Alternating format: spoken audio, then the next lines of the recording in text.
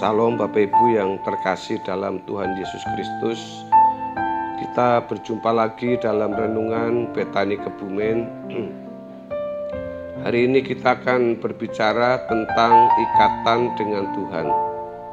Saya akan bacakan dalam satu ayat firman Tuhan yang mengatakan di 1 Korintus pasal 6 ayat yang ke-17. Tetapi siapa yang mengikatkan dirinya pada Tuhan menjadi satu roh dengan Dia. Saudaraku, pelabuhan hidup adalah sesuatu yang membuat seseorang merasa aman, nyaman, lengkap, dan bahagia. Tidak sedikit orang yang berlabuh di pelabuhan yang salah sehingga terpenjara di situ. Padahal pelabuhan satu-satunya yang harus dituju adalah Tuhan dan kerajaannya. Tuhan Yesus Kristus inilah yang harus menjadi pelabuhan kita, yang sama dengan kekasih jiwa orang percaya. Demi kesetiaan dan kecintaan kepada Tuhan Yesus, orang percaya harus membuktikan dengan tindakan nyata dalam seluruh aspek kehidupannya. Pada zaman gereja mula-mula, Allah mengizinkan mereka mengalami aniaya yang begitu hebat. Dalam aniaya tersebut terkesan Tuhan tidak membela mereka. Seolah Tuhan diam, seolah Tuhan tidak mampu untuk menolong umat Tuhan di dalam gereja mula-mula. Saudaraku, mereka harus mengorbankan harta, mereka harus mengorbankan keluarga, ketenangan hidup, bahkan nyawa mereka sendiri. Dalam segala hal, mereka membuktikan kesetiaan dan kecintaan mereka kepada Tuhan Yesus. Seperti yang ditulis dalam Lukas 14 ayat yang ke-26. Membuktikan cinta kepada Tuhan harus dengan berjuang menjadi seperti Yesus. Berani meninggalkan cara hidup dengan segala gairah dan kesenangan dunia. Selanjutnya berusaha mengerti apa yang dikehendaki oleh Allah Bapa untuk dilakukan. Inilah yang disebut mengingini Tuhan.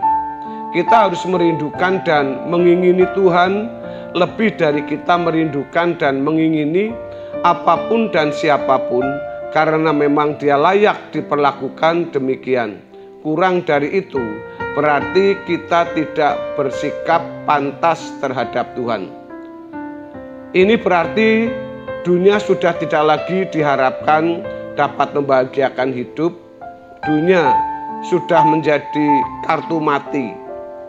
Untuk menunjukkan ekstrimnya hubungan ini, Tuhan Yesus mengemukakan dalam Lukas 14 ayat yang ke-26, "Jikalau seorang datang kepadaku dan ia tidak membenci bapaknya, ibunya, istrinya, anak-anaknya, saudara-saudaranya laki-laki atau perempuan, bahkan nyawanya sendiri, ia tidak dapat menjadi muridku." Ikatan dengan Tuhan adalah ikatan yang terdalam. Paulus mengatakan bahwa kita bisa menjadi satu roh dengan Tuhan. Seperti yang saya bacakan dalam 1 Korintus 6 ayat yang ke-17. Kalau sudah sampai pada level satu roh, ini berarti tidak ada lagi sesuatu yang menghalangi ikatan antara kita dengan Tuhan. Ini sebuah ikatan yang melebihi ikatan dengan siapapun dan apapun. Ikatan dengan Tuhan haruslah sebuah ikatan dua pihak, bukan satu pihak. Dalam sebuah relasi dan ikatan dua pihak dibutuhkan sikap saling percaya. Itulah sebabnya yang harus dipersoalkan dalam hidup ini adalah apakah Tuhan bisa mempercayai kita? Bukan hanya mempercayai kuasa Tuhan dan mengalami mujizatnya. Banyak orang cukup puas bila mengalami suatu kejadian yang spektakuler seperti mujizat. Hal itu sudah dianggap cukup menandai eksistensi Tuhan dalam hidupnya. Seandainya doa kita belum dijawab, apakah kita tetap mau terikat dengan Tuhan? Seandainya harapan hidup kita belum terjawab, apakah kita tetap terikat dengan Tuhan? Seandainya situasi aman, situasi kondisi dunia ini tidak menjawab dalam setiap kebutuhan hidup kita, apakah kita akan tetap melekat dengan Tuhan? Karena cinta akan Tuhan bukan karena kuasanya, bukan karena mujizatnya, tapi kepada pribadinya yang agung, yang mulia, yang besar untuk kita. Padahal yang penting bukanlah kejadian sesaat yang menunjukkan kehadiran Tuhan, melainkan sebuah ikatan yang terjalin setiap saat, di mana seseorang mengalami Tuhan dan sungguh-sungguh berjalan dengan Tuhan, apapun situasinya. Untuk ini, ikatan dengan Tuhan secara real harus dirajut setiap saat. Ikatan ini membuat seseorang dapat melakukan kehendak Bapa setiap saat. Terdapat perjuangan yang berat untuk menemukan, mengalami, dan memiliki secara permanen hubungan ini.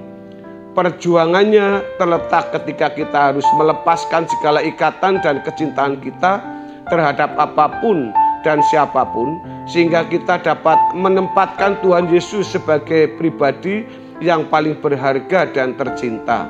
Dalam tulisan yang lain, Paulus menunjukkan bahwa hubungan jemaat dengan Tuhan Yesus seperti hubungan mempelai pria dengan mempelai wanita. Di dalam 2 Korintus pasal yang ke-11 ayat 2 sampai dengan ayat yang ketiga. 2 Korintus pasal 11 ayat 2 dan 3. Sebab aku cemburu kepada kamu dengan cemburu ilahi, karena aku telah mempertunangkan kamu kepada satu laki-laki untuk membawa kamu sebagai perawan suci kepada Kristus. Tetapi aku takut kalau pikiran kamu disesatkan dari kesetiaan kamu yang sejati kepada Kristus, sama seperti Hawa diperdaya oleh ular itu dengan kelicikannya. Saudara yang dikasihi oleh Tuhan Yesus Kristus, perjalanan hidup kita adalah perjalanan untuk menemukan, mengalami, dan memiliki hubungan unik, yaitu hubungan yang istimewa di bumi dengan Tuhan, juga di balik kubur nanti dan sampai selama-lamanya. Orang yang tidak memiliki hubungan eksklusif dengan Tuhan tidak akan pernah menjadi sekutu Tuhan atau tidak akan bersama dengan Tuhan untuk selamanya. Oleh sebab itu, tidak dapat dibantah bahwa tanda-tanda keadaan kekal seseorang, apakah orang itu nantinya masuk surga atau masuk neraka, sudah tampak mulai sekarang. Ini adalah bentuk orang yang serius dengan Tuhan. Tuhan tidak akan bersama orang yang tidak serius berurusan dengan dirinya. Pengalaman luar biasa ini dialami oleh penulis kitab Mazmur yang menyatakan perasaan itu dengan ungkapan kata seperti yang kita singgung kemarin. Sekalipun dagingku dan hatiku habis lenyap, gunung batuku dan bagianku tetaplah Allah selama-lamanya. Mazmur 73 ayat 26. Orang yang memiliki ikatan dengan Tuhan seperti ini adalah orang yang telah selesai dengan dirinya sendiri. Apapun kondisi yang buruk, situasi yang sulit, sakit, penyakit sekalipun yang belum dijamah, kondisi ekonomi yang belum membaik, kekurangan, bahkan situasi yang sepertinya tidak menolong, kita akan tetap mengatakan, Tuhan, Engkau adalah satu-satunya kekuatan dan Engkau satu-satunya yang menjadi bagian dalam hidupku selama-lamanya. Saudaraku yang dikasihi oleh Tuhan Yesus, mari kita bersama mengikat hubungan dalam kesatuan bersama dengan Tuhan, sehingga kita menjadi orang-orang yang terikat dengan roh Tuhan sampai selama-lamanya. Tuhan Yesus memberkati kita semua. Haleluya. Amin.